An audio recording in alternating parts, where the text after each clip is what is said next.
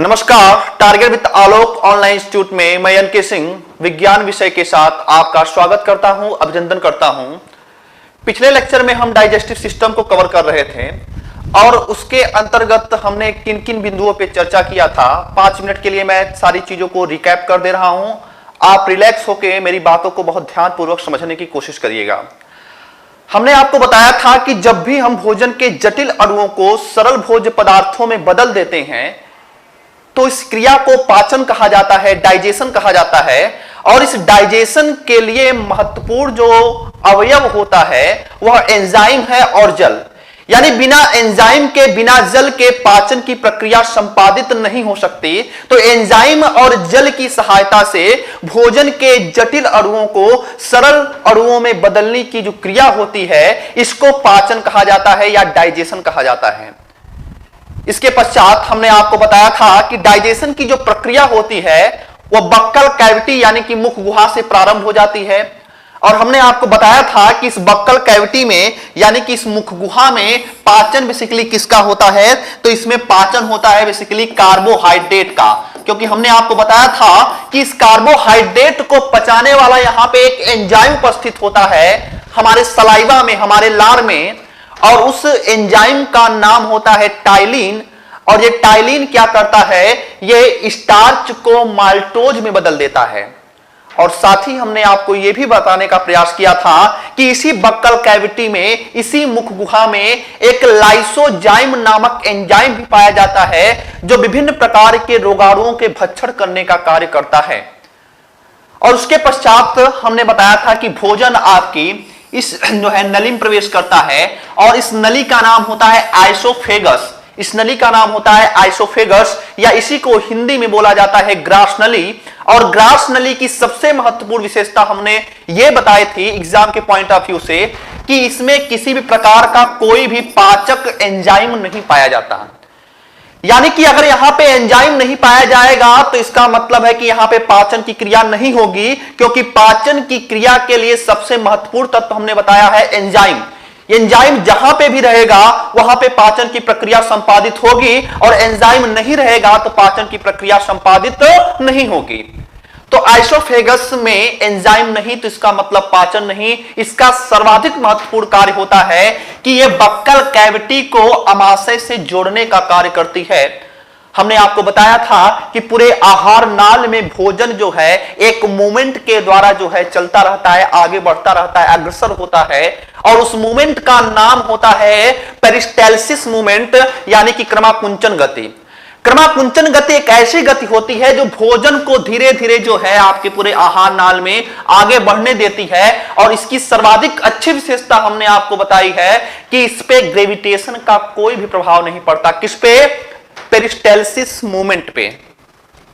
इसके पश्चात यहां पे म्यूकस यानी कि श्लेष्म का स्राव होता है जो भोजन को सरकने में मदद करता है, और भोजन प्रवेश कर जाता है इस लगभग 30 सेंटीमीटर एक थैलीनुमा स्ट्रक्चर में। और इस थैलीनुमा स्ट्रक्चर का नाम होता है अमाशय। अमाशय की सबसे बड़ी विशेषता हमने बताई थी कि अमाशय में जठर ग्रंथियां पाई जाती हैं, गैस्ट्रिक ग्लैंड्स पाई जाती हैं, और उस गैस्ट्रिक ग्लैंड से गैस्ट्रिक जूस का स्राव होता है जो कि अम्लीय है। और इसी के प्रभाव में आकर हाइड्रोक्लोरिक अम्ल यानी कि HCl का स्राव होता है ऑक्सेंटिक सेल से। और HCl की सबसे महत्वपूर्ण विशेषता को हमने बताया था कि HCl जो है भोजन को सड़ने से बचाता है। HCl निष्क्रिय प्रकार के एंजाइम को सक्रिय प्रकार के एंजाइमों में बदलने का कार्य करता है। HCl जो है भोजन के साथ आए हुए कंकड़ पत्थरों को गलाने का भी कार्य करता है। तो ये सारे कार्य जो है ये HCl के होते हैं। और इस HCl का स्रावण कहां पे है, तो इस HCl का स्रावण हो रहा था अमाशय में यानी कि स्टमक में। और हमने आपको यह भी स्पष्ट किया था इसी HCl के प्रभाव में आकर 4 प्रकार के एंजाइम जो होते हैं एक्टिव हो जाते हैं। और उन 4 प्रकार के एंजाइम का नाम हमने क्रमशः आपको बताया था, पेप्सिन, रेनिन, म्यूसिन और gastric lipase. Pepsin, rennin, mucin और गैस्ट्रिक लाइपेज याद रखिएगा। ये सारे एंजाइम आपके एग्जाम के लिए बहुत महत्वपूर्ण हैं, क्योंकि डायरेक्टली क्वेश्चन आपके यहां से पूछे जा सकते हैं। पेप्सिन पाचन किसका करता है? प्रोटीन का। हमने आपको बताया था कि याद कैसे करना है, पी फॉर होता है पेप्सिन और पी फॉर होता है प्रोटीन। तो पेप्सिन का पाचन होता है प्रोटीन के द्वारा। पेप्सिन पाचन करता है किसका? प्रोटीन का। रेनिन दूध में पाए जाने वाले प्रोटीन केसिन के पाचन में सहायता करता है, जबकि म्यूसिन एचसीएल के हानिकारक प्रभावों से सुरक्षा प्रदान करने का कार्य करता है। क्योंकि हमने आपको यह स्पष्ट बताया है कि एचसीएल जो है यह सोने जैसे धातुओं को भी गला सकती है, तो क्या यह अमाशय की दीवारों को नुकसान नहीं पहुंचाएगी? यह अमाशय की दीवारों को भी नुकसान पहुंचाने का कार्य करती है, लेकिन इस पर एक सुरक्षात्मक आवरण, एक प्रोटेक्टेड लेयर बनाने का कार्य जो है कार्य करता है म्यूसिन। तो म्यूसिन नामक एंजाइम जो है वो एचसीएल के हानिकारक प्रभावों से सुरक्षा प्रदान करता है, और गैस्ट्रिक लाइपेज नामक जो एंजाइम होता है वह वसा के पाचन में सहयोग करता है। यहां पे स्पष्ट आपको हो जाना चाहिए कि इस अमाशय में कार्बोहाइड्रेट का पाचन, इस अमाशय में कार्बोहाइड्रेट का पाचन होता है, कार्बोहाइड्रेट का पाचन नहीं होता है। इसके अलावा कार्बोहाइड्रेट का पाचन नहीं होता है। जबकि अगर हम बात करेंगे इस अमाशय के अंदर, तो इस अमाशय के अंदर वसा का भी पाचन हो जाता है और प्रोटीन की भी पाचन की शुरुआत हो जाती है। तो वसा और प्रोटीन के पाचन की शुरुआत अमाशय में होती है, जबकि कार्बोहाइड्रेट के पाचन की शुरुआत बक्कल कैविटी में होती है। और यहीं पे याद रखिएगा कि कार्बोहाइड्रेट का पाचन इस अमाशय के अंदर नहीं होता है। और क्यों नहीं होता है? क्योंकि इसको पचाने वाला कोई भी एंजाइम यहां पे उपस्थित नहीं होता है। इसके पश्चात हमने आपको बताया था कि भोजन जो है वह आगे बढ़ता है, किस रूप में आगे बढ़ता है? तो हमने आपको बताया था कि यहां पे भोजन जो है वह आपका सेमी लिक्विड फॉर्म में बदल जाता है। यानी कि सेमी लिक्विड फॉर्म का मतलब क्या होता है, समझने का प्रयास करिएगा। हमने कहा था कि भोजन 3 से लेकर 4 घंटे तक अमाशय में रहता है और उसके पश्चात यह सेमी लिक्विड फॉर्म में आ जाता है, यानी कि जिसे हमने काइम कहा था। और यही काइम आगे बढ़ता है और आगे की जो संरचना होती है वह इंटेस्टाइन कहलाती है, आंत कहलाती है।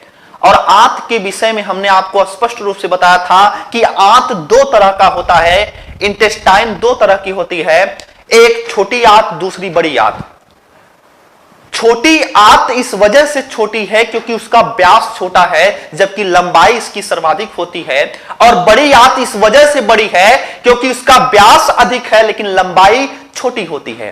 तो ये दोनों में जो बेसिक डिफरेंट है, दोनों में जो बेसिक अंतर है, इस अंतर को आप स्पष्ट रखेंगे। इसके पश्चात हमने बताया था कि छोटी आंत के 3 हिस्से होते हैं, जिनको हम डियोडेनम के नाम से जानते हैं, जेजुनम के नाम से जानते हैं, इलियम के नाम से जानते हैं। डियोडेनम, जेजुनम, इलियम, ये 3 पार्ट्स में बटा होता है छोटी आंत। यहां से लेके यहां तक का जो पार्ट्स होता है वो 3 पार्ट्स में बटा होता है। ये जो यू लाइक स्ट्रक्चर है इसको हमने कहा था डियोडेनम। ये इधर आगे बढ़ेंगे तो जेजुनम, और सर्वाधिक बड़ा हिस्सा क्या होता है आपका? इलियम का।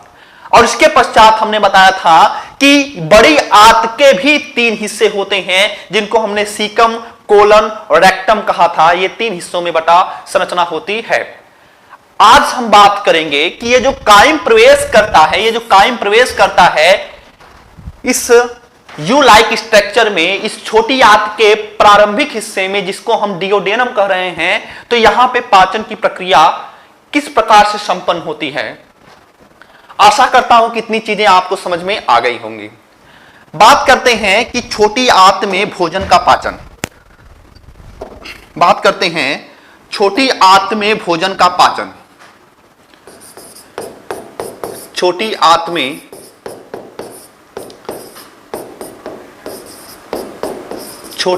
में भोजन का पाचन, भोजन का पाचन। ध्यान से समझने का प्रयास करिएगा।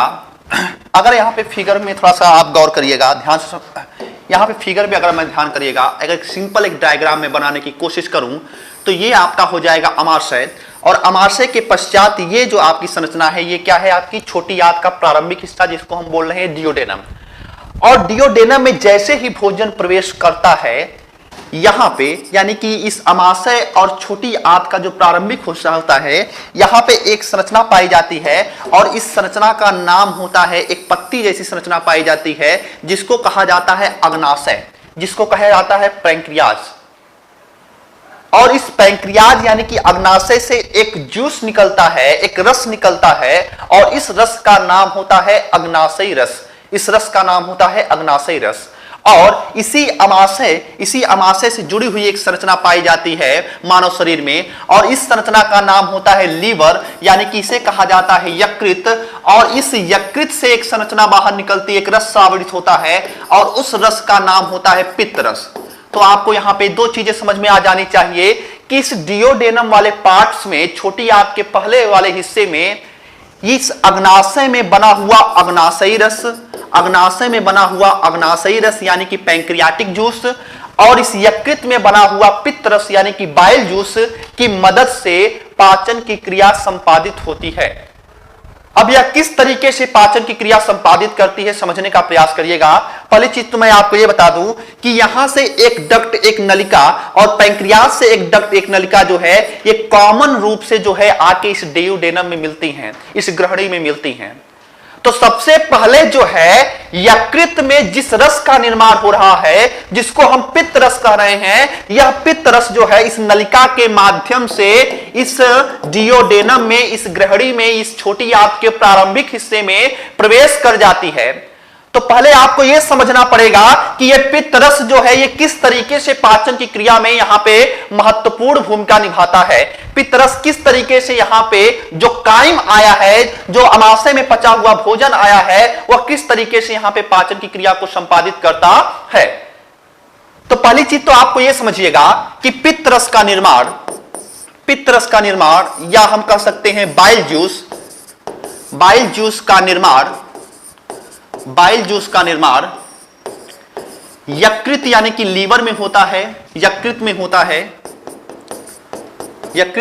है और एक नलिका के माध्यम से, और एक नलिका, एक डक्ट के माध्यम से, एक नलिका के माध्यम से यह ग्रहणी यानी कि डियोडेनम में प्रवेश कर जाता है, डियोडेनम में प्रवेश कर जाता है।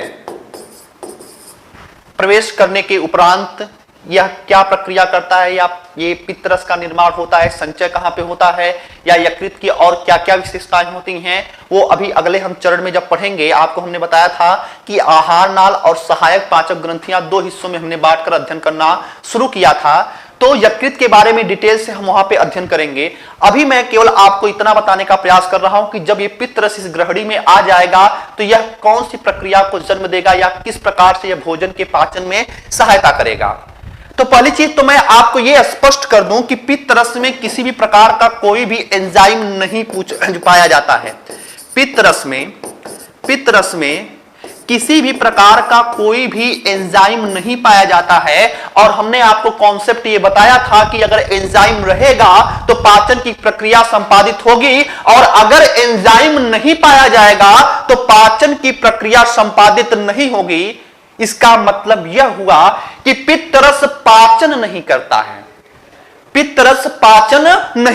है, लेकिन यह पाचन की प्रक्रिया में सहयोग प्रदान करता है। यानी कि यह पाचन में सहयोग प्रदान करता है लेकिन पाचन नहीं करता है। कैसे सहयोग करता है, ध्यान समझने का प्रयास करिएगा। पित्त रस जो है यह वसा को जल में घुलनशील बना देता है। यह वसा को जल में घुलनशील बना देता है। वसा को जल में घुलनशील बना देता है। कौन? ये पित्त रस। हम जितने भी प्रकार के भोज्य पदार्थ खाते हैं, जितने भी प्रकार के भोज्य पदार्थों को हम ग्रहण करते हैं, उनमें से सर्वाधिक जटिल जो भोज्य पदार्थ होता है वह वसा है। प्रोटीन का विखंडन आसानी से हो जाएगा, कार्बोहाइड्रेट का विखंडन या उसका पाचन आसानी से हो जाता है, लेकिन वसा एक जटिल अवस्था में पाया जाने वाला भोज्य पदार्थ होता है। तो इसको सबसे पहले जल में घुलनशील बनाने की प्रक्रिया को अपनाया जाता है और और इस वसा को जल में घुलनशील बनाने की प्रक्रिया में भाग कौन लेता है? तो ये बाइल जूस, जिसका निर्माण कहां पे हुआ है? यकृत में, और एक नलिका के माध्यम से कहां पे प्रवेश किया गया है? आपका ग्रहणी में। और इसी कॉन्सेप्ट पे जो है यूपीएससी ने 2009 में आपके भावनाओं के साथ खेलने का प्रयास किया और इसने ये पूछा कि यकृत या पित्तरस जो है यह पाचन की प्रक्रिया में सहयोग प्रदान करता है। और दूसरा आपका दे दिया था कि पित्तरस में 2 प्रकार के एंजाइम पाए जाते हैं। अभी मैं उसको क्वेश्चंस पे आपको जब सॉल्व कराऊंगा तो आपको सारी चीजें और भी अच्छे ढंग से क्लियर होंगी। तो पित्तरस तो पाचन की क्रिया में सहयोग प्रदान करता है, लेकिन एंजाइम इसमें नहीं पाया जाता। क्या करता है? ये वसा को जल में घुलनशील बनाकर यह पाचन की प्रक्रिया में सहायता प्रदान करता है। और वसा को जल में घुलनशील बनाने की जो क्रिया होती है, इसको हिंदी में कहा जाता है पायसीकरण। इसको हिंदी में कहा जाता है पायसीकरण, या इसी को कहा जाता है इम्यूलिफिकेशन।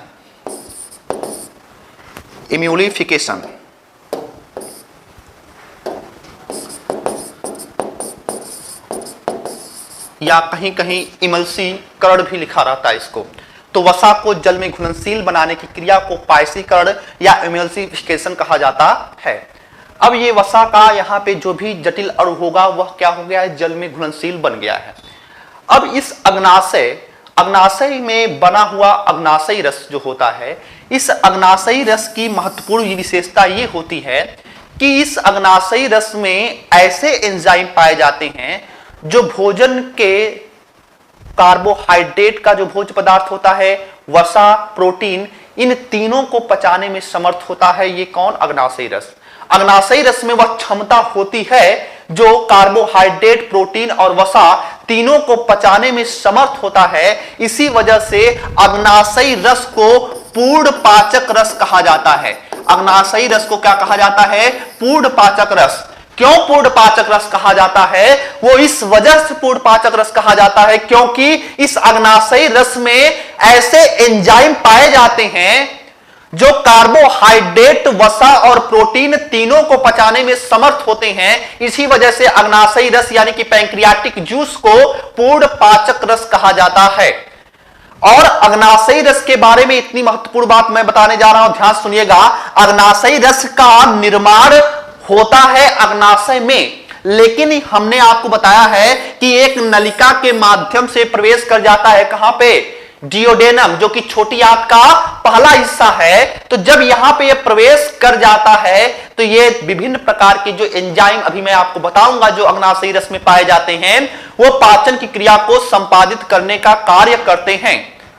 अग्नाशयी रस की अगर हम बात करें तो देखते हैं कि अग्नाशयी रस में कौन कौन से आपके एंजाइम पाए जाते हैं।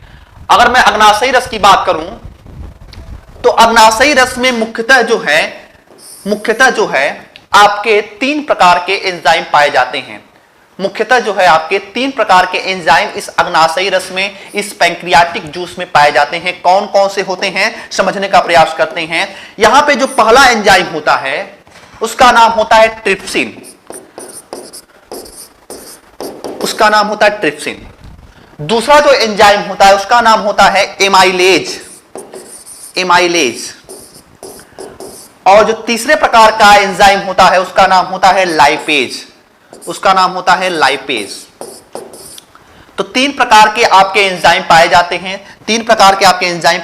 कहां पे? इस छोटी आंत में। कौन कौन से हैं समझने का प्रयास करिएगा। हमने कहा कि ट्रिप्सिन, एमाइलेज और लाइपेज 3 प्रकार के एंजाइम पाए जाते हैं अग्नाशयी रस में। और क्या कारण होता है कि इसको हम पूर्ण पाचक रस कहते हैं, समझने का प्रयास करते हैं। ये ट्रिप्सिन जो होता है, ये प्रोटीन के पाचन में सहायता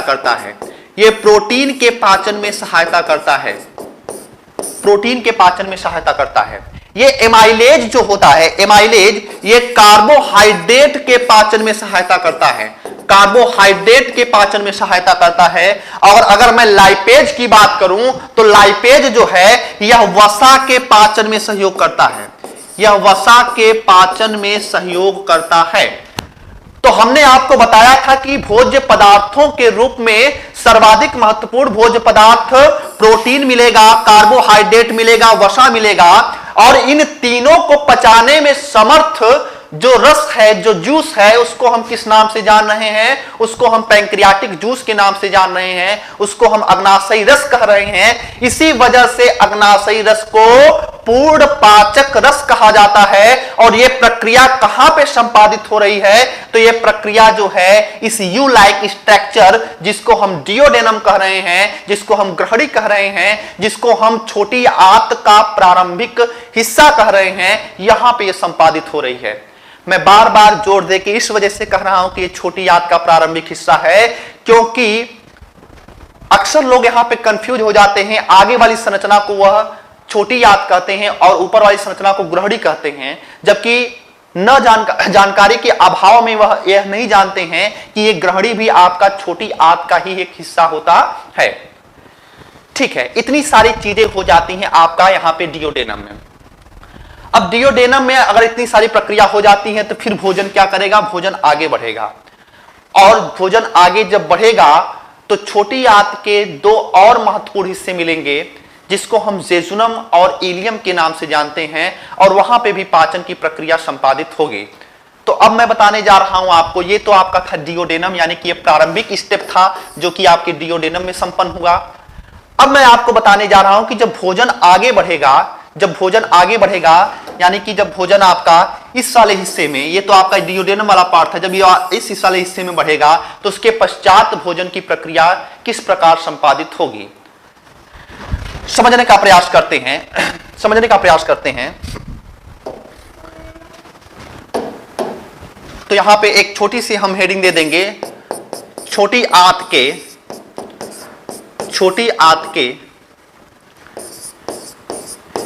जेजुनम तथा इलियम में पाचन। छोटी आंत के जेजुनम तथा इलियम में पाचन। ध्यान से मेरी बात समझने का प्रयास करिएगा।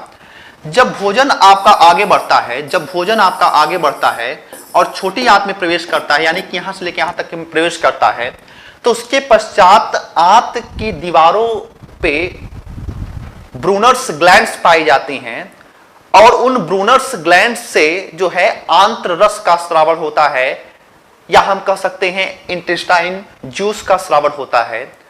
और आंत्र रस के बारे में एक चीज मैं स्पष्ट कर देना चाहता हूं कि आंत्र रस का उत्सर्जन प्रतिदिन जो होता है लगभग 1.5 से लेके 2 लीटर तक होता है। 1.5 से लेके 2 लीटर तक डेली स्रावण होता है आंतरस का। और उस आंतरस की अगर मैं बात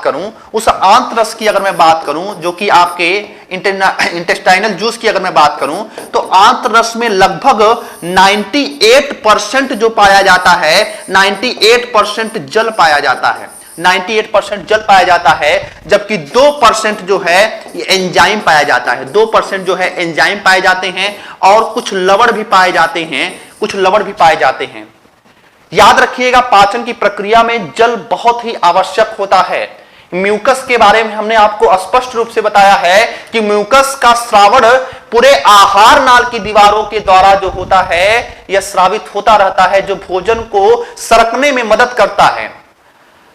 और इस म्यूकस का अधिकांश भाग जो होता है वो जल से बना होता है। अगर जल की कमी हो जाती है तो म्यूकस का स्रावण कम हो जाता है, और जब म्यूकस का स्रावण कम हो जाता है, श्लेष्म का स्रावण कम हो जाता है, तो भोजन को इस आहार नाल में सरकने में क्या होती है? दिक्कत होने लगती है, प्रॉब्लम होने लगती है, और भोजन आगे नहीं बढ़ पाता।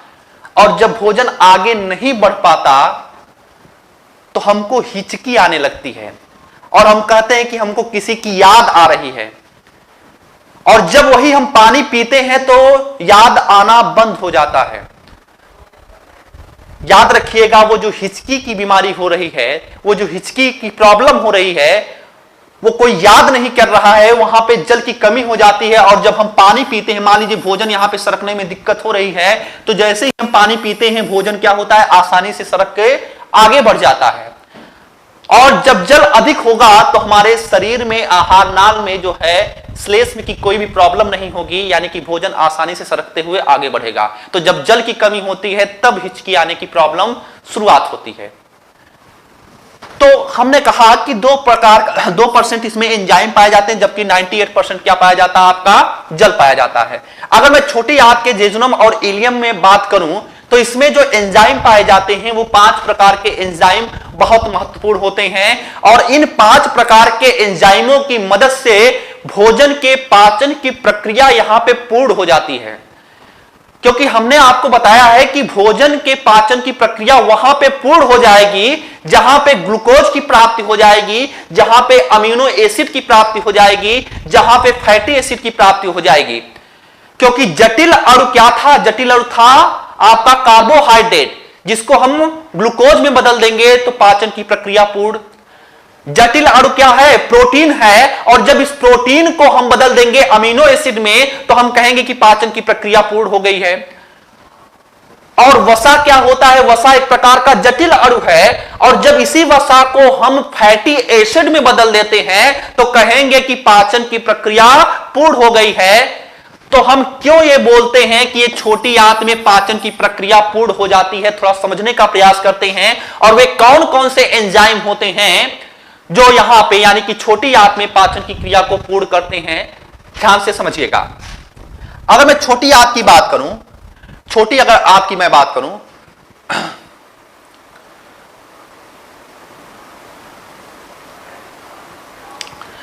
तो समझने का प्रयास करिएगा कौन कौन से एंजाइम यहां पे सहायता करते हैं पाचन की।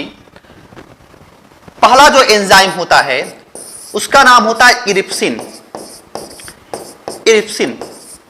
दूसरा जो एंजाइम होता है उसका नाम होता है लाइपेज, उसका नाम होता है लाइपेज। याद रखिएगा, ऐसा नहीं है कि एक एंजाइम केवल एक ही स्थान पे पाया जा सकता है। दूसरा एंजाइम होता है लाइपेज, लाइपेज।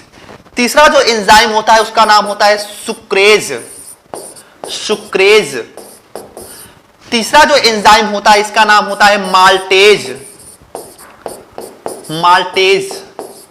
और पांचवा जो एंजाइम होता है इसका नाम होता है आपका लैक्टेज, लैक्टेज। इन 5 प्रकार के एंजाइमों की मदद से छोटी आंत के इस जेजुनम और इलियम वाले हिस्से में पाचन की प्रक्रिया पूर्ण होती है। समझने का प्रयास करते हैं। ये जो इरेप्सिन होता है, ये जो इरेप्सिन होता है, इरेप्सिन जो है ये प्रोटीन का पाचन करता है। किसका पाचन करता है?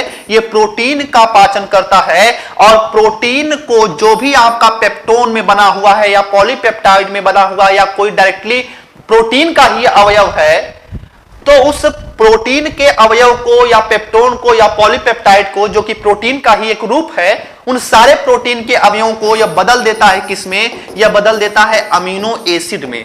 किसमें बदल देता है? अमीनो एसिड यानी कि अमीनो अम्ल में। और अगर लाइपेज की बात करें तो लाइपेज जो होता है ये वसा के जटिल अणुओं को, चाहे वह ग्लिसरॉल में बदले ही क्यों ना हो, उस वसा के जटिल अणुओं को या फैटी एसिड में बदल देता है। फैटी एसिड का मतलब होता है वसीय अम्ल में बदल देता है। और अगर मैं सुक्रेज की बात करूं, वेरी इंपॉर्टेंट, अगर मैं सुक्रेज की बात करूं तो गन्ने में पाई जाने वाली एक मीठी शर्करा होती है जिसके कारण गन्ना जो है मीठा लगता है। एक क्वेश्चन आपका पूछा जा सकता है प्रीलिम्स में। तो गन्ने में मिठास का जो कारण बनता है वो क्या है? सुक्रोज। क्या होता है? सुक्रोज। तो उस सुक्रोज के पाचन में सहायता करने वाला आपका जो एंजाइम है उसका नाम है सुक्रेज। और ये सुक्रेज नामक एंजाइम इस सुक्रोज को बदल देता है। किसमें बदल देता है? तो यह बदल देता है ग्लूकोज में। किसमें बदल देता है? आपका ग्लूकोज में। और याद रखिएगा, कहीं पे भी अगर ओज शब्द मिल जाए, ओज, तो ओज का मतलब होता है शर्करा। और कहीं पे अगर एज शब्द मिल जाए, एज, तो उसका मतलब होता है एंजाइम। इन 2 बातों का आप बहुत ही ध्यानपूर्वक जो है याद रखेंगे। मैं फिर से रिपीट कर दूं, लास्ट में अगर एज रहेगा, एएससी रहेगा, तो मतलब एंजाइम, और ओज रहेगा तो वह शर्करा हो जाएगी। क्योंकि अगर क्वेश्चन यह पूछा कि गन्ने में पाई जाने वाली सबसे मीठी शर्करा का नाम आप बताइए, और सबसे पहले ऑप्शन में दे दिया क्या? सुक्रेज, तो आप वहां पे कंफ्यूजन की स्थिति में हो सकते हैं। तो यह चीज आप याद रखेंगे कि एज मतलब एंजाइम और ओज का मतलब क्या होता है? शर्करा। अगर मैं बात करूंगा माल्टेज, ध्यान समझिएगा, एज है यहां पे, तो एज है तो इसका मतलब यह क्या होगा? यह एंजाइम होगा। और यूपीएससी के जितने भी क्वेश्चन होते हैं, अगर आप ध्यान पूर्वक देखें तो 40% क्वेश्चन आपके एलिमिनेशन पे आधारित होते हैं। अगर आप ऑप्शन को कट करने की आपके अंदर क्षमता विकसित हो गई तो आप सही आंसर तक पहुंचने में आपको देरी नहीं लगेगी। लगभग मैं 40% क्वेश्चन की बारे में बात कर रहा हूं। 40% क्वेश्चन जो है डायरेक्टली जो है एलिमिनेशन पे आधारित होते हैं। तो एलिमिनेशन आप कैसे करेंगे, ये कुछ आपके वर्ड्स होते हैं, कुछ रूट वर्ड्स होते हैं, कुछ पुछल्ले शब्द होते हैं जिनकी मदद से हम चीजों को और भी आसान कर सकते हैं। माल्टेज की बात करेंगे तो माल्टेज एंजाइम है, और माल्टेज जो एंजाइम है ये अनाज में पाई जाने वाली एक शर्करा होती है जिसके कारण अनाज मीठा लगता है। और अगर आपको याद हो तो हमने आपको बताया था कि बक्कल कैविटी में, मुख गुहा में पाचन करता है आपका कौन, टाइलिन नामक एंजाइम, और वो टाइलिन स्टार्च को बदल देता है माल्टोज में।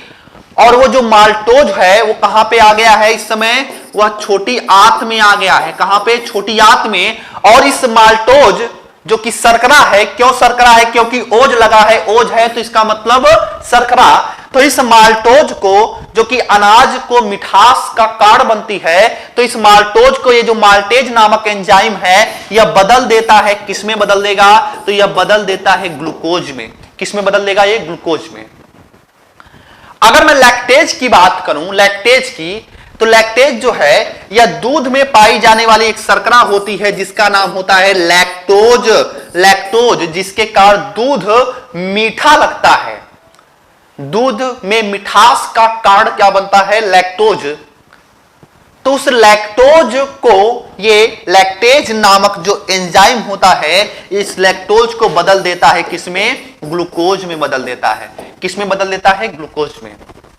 तो यहां पे अगर आप सूक्ष्म अवलोकन करें तो आप ये पाएंगे, देखेंगे कि जो हमने इस चैप्टर का प्रमुख उद्देश्य आपको बताया था कि किसी तरीके से आप ये प्राप्त कर लीजिए कि अमीनो एसिड आपको मिल जाए, फैटी एसिड आपको मिल जाए, ग्लूकोज मिल जाए। तो अगर आप देख सकते हैं कि यहां पे फैटी एसिड की भी प्राप्त हो गई है, आपके अमीनो एसिड की भी प्राप्त हो गई, ग्लूकोज की भी प्राप्त हो गई है। और यही कारण होता है कि हम स्पष्ट रूप से यह कह सकते हैं कि छोटी आंत में या स्मॉल इंटेस्टाइन में पाचन की प्रक्रिया पूर्ण हो जाती है।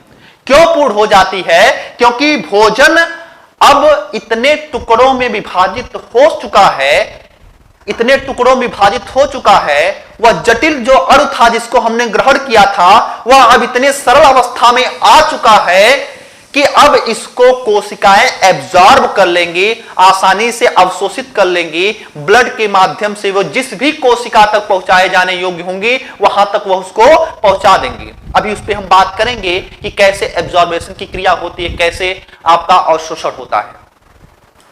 तो इतनी चीजें आपको क्लियर हो जानी चाहिए कि भोजन के पाचन की प्रक्रिया कहां पे पूर्ण हो जाती है, छोटी आंत में।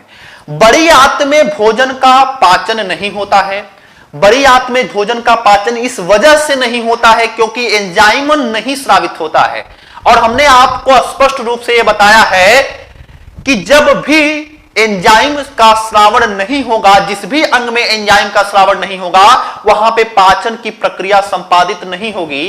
तो इसका मतलब यह है कि अगर मैं कह रहा हूं कि बड़ी आंत में एंजाइम का सिक्रेशन नहीं हो रहा है, उसका श्रावण नहीं हो रहा है, तो इसका मतलब क्या हुआ, इसका मतलब यह हुआ कि वहां पे भी पाचन की प्रक्रिया संपादित नहीं होगी। तो फिर बड़ी आंत का कार्य क्या होता है, बड़ी आंत का क्या कार्य होता है, ध्यान समझने का प्रयास करिएगा। अगर मैं फिगर पे थोड़ा सा ध्यान से देखिएगा, इस फिगर को ध्यानपूर्वक देखिएगा। छोटी आंत तक आपने देखा कि छोटी आंत में भोजन का पाचन क्या हो गया है, पूर्ण हो चुका है। अब हमारे शरीर में कुछ ऐसे पाचन की प्रक्रिया के उपरांत कुछ ऐसे उत्सर्जी पदार्थों का निर्माण होता है, कुछ ऐसे विषैले पदार्थों का भी निर्माण होता है जिनको शरीर से बाहर निकालना चाहिए। अगर वो शरीर से बाहर नहीं जाएंगे तो हमारे शरीर को नुकसान पहुंचा सकते हैं, विभिन्न प्रकार की बीमारियों को जन्म दे सकते हैं। तो ये जो कायम, जिसको हम कहे थे अमाशय में पचने के पश्चात वो कायम हो जाता है भोजन, क्योंकि वो अर्धतरल अवस्था में आ जाता है। तो जो अधपचा हुआ भोजन था, जो अधपचा भोजन था, जो विषैला भोजन था, जो हमारे कोशिकाओं के लिए उपयुक्त नहीं था, वह प्रवेश करता है। कहां पे प्रवेश करता है? वह बड़ी आंत में प्रवेश कर जाता है, वह लार्ज इंटेस्टाइन में प्रवेश कर जाता है। तो जब पाचन नहीं हो रहा यहां पे, तो फिर इसका कार्य क्या होता है? ध्यान से समझने का प्रयास करिएगा। ये जो भोजन आपका प्रवेश करता है लार्ज इंटेस्टाइन में, इस भोजन ये विषैला है, ठीक है, ये उत्सर्जी पदार्थ है, इसको शरीर से बाहर निकलना चाहिए, लेकिन इस भोजन में अधिकांश मात्रा में जल उपस्थित है। अधिकांश मात्रा में ये जो भोजन आपका आगे बढ़ रहा है, ये जो भोजन आपका आगे बढ़ रहा है और आगे चलकर ये मलाशय में इकट्ठा होगा और एक उत्सर्जी पदार्थ के रूप में इसको शरीर से बाहर निकाल दिया जाएगा। तो जब भोजन के साथ अगर हम इसको भी भोजन के साथ अगर ये मलाशय में इकट्ठा हुआ, तो जल की अधिकांश मात्रा क्या हो सकती है? हमारे शरीर से बाहर जा सकती है।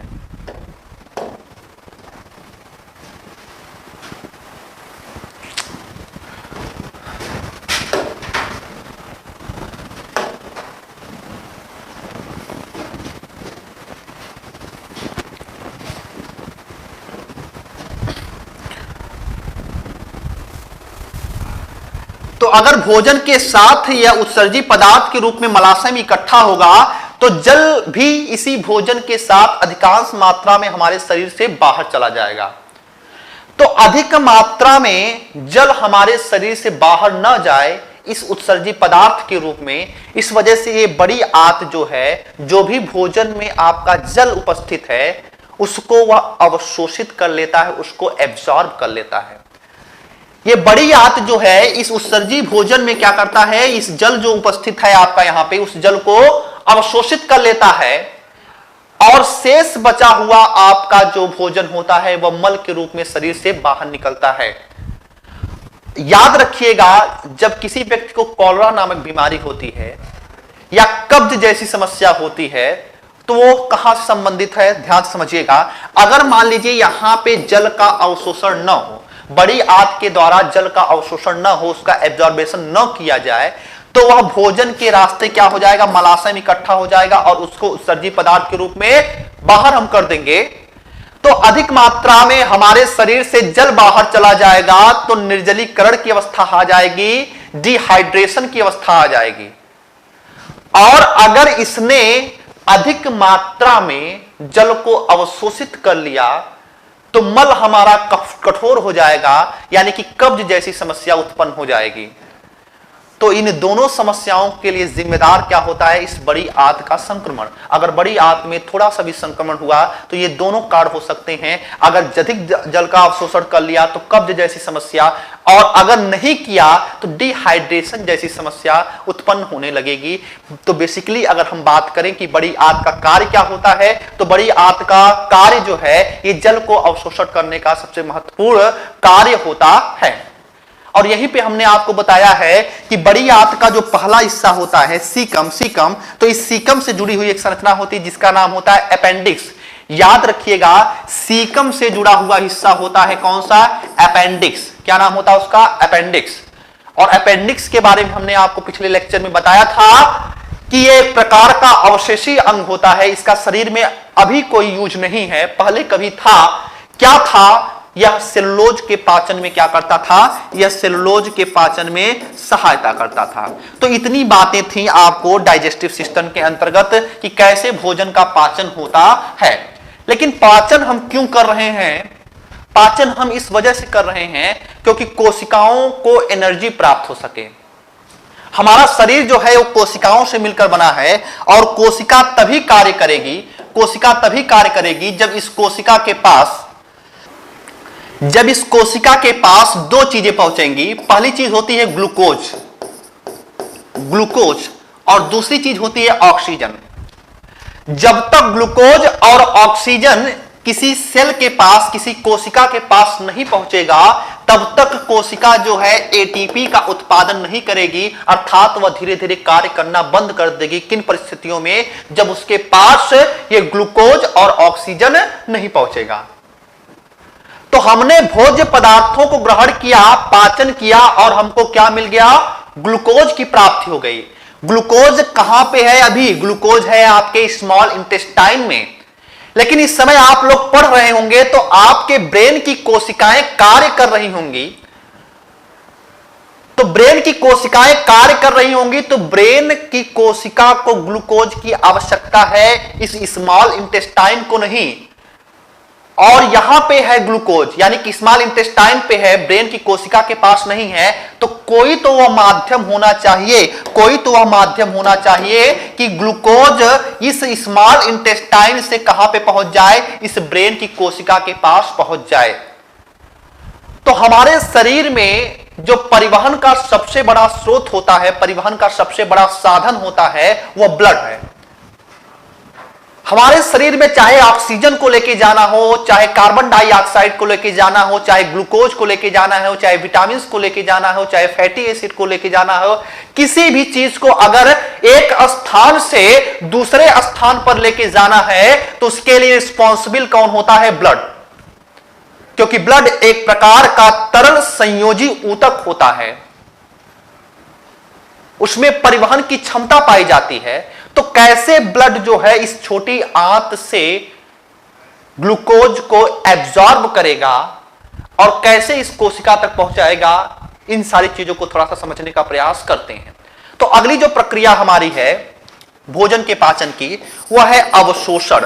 अवशोषण का मतलब होता है एब्जॉर्बेशन। अवशोषण का मतलब क्या होता है? एब्जॉर्बेशन। तो समझने का प्रयास करते हैं कि अवशोषण क्या होता है, क्योंकि अगर पाचन की प्रक्रिया पूर्ण हो गई है तो ग्लूकोज का कोशिकाओं के उपयुक्त बनाना भी पाचन की प्रक्रिया के अंतर्गत ही आता है। तो कैसे ये एब्जॉर्ब होगा समझने का प्रयास करिएगा। इस छोटी आंत में रसांकुर पाए जाते हैं। इस छोटी आंत में रोए जैसी बहुत छोटी छोटी पतली पतली जो होती है संरचना पाई जाती है और उसका नाम होता है रसांकुर, या इसका नाम होता है विलाई। ये विलाई क्या करते हैं? ये विलाई जो है ये ग्लूकोज को अवशोषित करने में ब्लड को मदद करते हैं। कौन? रसांकुर। इन रसांकुर में छोटे छोटे जो है रुधिर वाहिनियां पाई जाती हैं। अगर थोड़ा सा मैं जूम आउट करने का प्रयास करूं तो मान लीजिए ये छोटी आंत का एक हिस्सा है और इस छोटी आंत में मान लीजिए यहां पे क्या है? यहां पे एक जो है रसांकुर है, माइक्रोविलाई है। तो इस रसांकुर में क्या पाया जाता है? इस रसांकुर में जो होता है ब्लड कार्पेसल्स पाए जाते हैं। ब्लड कार्पेसल्स पाए जाते हैं यानी कि ब्लड पाया जाता है। अब इस छोटी आंत में क्या बना हुआ है? इस छोटी आंत में ग्लूकोज पाया गया है, ग्लूकोज का पाचन हो गया है। अब इस ग्लूकोज को जो है ये आपका विसरण की क्रिया के द्वारा ये ब्लड में चला जाता है और पुनः ब्लड के माध्यम से जिस भी कोशिका को आवश्यकता होती है उस कोशिका को ग्लूकोज क्या होता है? प्रोवाइड करा दिया जाता है। लेकिन यहां पे ध्यान देने वाली बात यह है कि ग्लूकोज का अवशोषण तो हो जाता है ब्लड के माध्यम से, लेकिन जो वसा के जटिल अणु होते हैं या वसा का विखंडन होने के पश्चात जो फैटी एसिड का निर्माण हुआ था, फैटी एसिड के अणु बड़े होते हैं और वे विसरण की क्रिया के द्वारा जो है यहां पे ब्लड में नहीं आ पाते हैं, इन रुधिर वाहिनियों में नहीं आ पाते हैं। तो जो फैटी एसिड फैटी एसिड का जो अवशोषण होता है वह लसिका के माध्यम से होता है, वह लिम्फ के माध्यम से होता है। जबकि अगर मैं बात करूंगा ग्लूकोज का या अमीनो एसिड की मैं बात करूंगा तो इन दोनों का अवशोषण जो होता है ब्लड के माध्यम से हो जाता है। तो ये दोनों बातें महत्वपूर्ण हैं। इन दोनों बातों को आप याद रखेंगे कि छोटी आंत में जो होता है ग्लूकोज और अमीनो एसिड का अवशोषण तो ब्लड रुधिर वाहिनियों के द्वारा हो जाता है, लेकिन जो फैटी एसिड होता है इसके अणु बड़े होते हैं तो लिम्फ के माध्यम से, लसिका के माध्यम से इनका अवशोषण होता है। यहां पे 2-3 बातें और आपको जाननी चाहिए। पहली बात तो आपको यह समझना पड़ना चाहिए कि अमाशय में यानी कि स्टमक में अगर मैं बात करूं तो अमाशय में भी कुछ चीजों का अवशोषण होता है, या फिर हम कहें कि अवशोषण की प्रक्रिया की शुरुआत अमाशय से हो जाती है। किसका अवशोषण होता है? तो अगर मैं अमाशय की बात करूं तो अमाशय में किन किन चीजों का अवशोषण होता है समझने का प्रयास करते हैं। अमाशय के बारे में हमने आपको बताया था कि अमाशय से ही अमाशय से ही अमाशय से ही अल्कोहल का स्रावण होना शुरू हो जाता है, अल्कोहल का अवशोषण होना शुरू हो जाता है। अमाशय से ही औषधियों का ड्रग्स का भी अवशोषण होना शुरू हो जाता है। अमाशय से ही जल का भी अवशोषण होता है, यानी कि औषधियों, जल का, अल्कोहल का और विटामिन्स का भी अवशोषण होना शुरू हो जाता है। कहां पे? अमाशय में। लेकिन जो सर्वाधिक प्रक्रिया होती है वह छोटी आंत में संपन्न होती है। जो सर्वाधिक प्रक्रिया अवशोषण की होती है वो कहां पे संपन्न होती है? छोटी आंत में। और छोटी आंत में भी किसमें? तो ये याद रखिएगा, छोटी आंत का जो सर्वाधिक बड़ा हिस्सा होता है जिसको हम इलियम कह रहे थे, उस इलियम में जो है भोजन का सर्वाधिक अवशोषण होता है। तो छोटी आंत या स्मॉल इंटेस्टाइन के बारे में 3 लाइंस मैं बताने जा रहा हूं। ये 3 लाइंस आपके लिए बहुत महत्वपूर्ण है। कौन कौन सी हैं समझने का प्रयास करते हैं। अगर मैं बात करूं छोटी आंत की, तो छोटी आंत का जो पहला पॉइंट्स आप याद रखेंगे कि भोजन के पाचन की प्रक्रिया, भोजन के पाचन की प्रक्रिया छोटी आंत में पूर्ण हो जाती है, छोटी आंत में पूर्ण हो जाती है, पूर्ण हो जाती है। दूसरा पॉइंट आप याद रखेंगे इसके विषय में, स्मॉल इंटेस्टाइन के विषय में, छोटी आंत में भोजन का सर्वाधिक अवशोषण होता है, भोजन का सर्वाधिक अवशोषण होता है। कहां पे होता है? तो ये भी आपके स्मॉल इंटेस्टाइन में होता है। तो भोजन का पूर्ण पाचन भी छोटी आंत में संपन्न हो जाता है और भोजन का सर्वाधिक अवशोषण भी कहां पे होता है? छोटी आंत में। और अगर क्वेश्चन ये पूछे कि छोटी आंत के किस हिस्से में सर्वाधिक अवशोषण होता है, तो ये भी याद रखिएगा, छोटी आंत के इलियम, छोटी आंत के इलियम वाले हिस्से में, इलियम वाले हिस्से में सर्वाधिक अवशोषण होता है, सर्वाधिक अवशोषण होता है, सर्वाधिक अवशोषण होता है। इतनी बातों का आप याद रखेंगे। तो कुल मिला के अभी तक आपने क्या पढ़ा? अभी तक आपने ये पढ़ा कि भोजन जो है वो अवशोषित हुआ और अवशोषित होने के पश्चात ब्लड के माध्यम से ये कहां पे पहुंच जाता है? सेल के पास पहुंच जाता है। अब सेल के पास पहुंच जाएगा, माइटोकॉन्ड्रिया यहां पे है जिसको हम पावर हाउस कहते हैं, और उस माइटोकॉन्ड्रिया में ग्लाइकोलिसिस और क्रेब्स साइकिल्स के मदद से जो है एटीपी का उत्पादन किया जाता है। इन सारी चीजों को अभी हम बाद में देखेंगे, जब आपको हम रेस्पिरेटरी सिस्टम पढ़ाएंगे तो उसके अंतर्गत इन सारी चीजों को और भी बेहतर ढंग से समझने का हम प्रयास करेंगे।